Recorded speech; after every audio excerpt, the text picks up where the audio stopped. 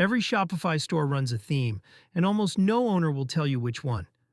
We've analyzed over 3.5 million live Shopify stores and the theme behind each of them.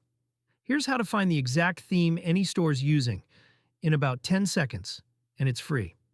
Start at shopthemedetector.com. Paste the store's address into the box and hit Detect Theme. There's no account to make and nothing to install. Here's deathwishcoffee.com. It's running Dawn, version 10. And look at what this store did. They renamed their copy to an internal build name, which you can see on screen. That's the usual way of hiding a theme, and it doesn't work here, because we match the theme itself instead of the label on it. Every theme's also got its own page. Dawn's on 15.1% of the stores we've analyzed, which puts it at number 1.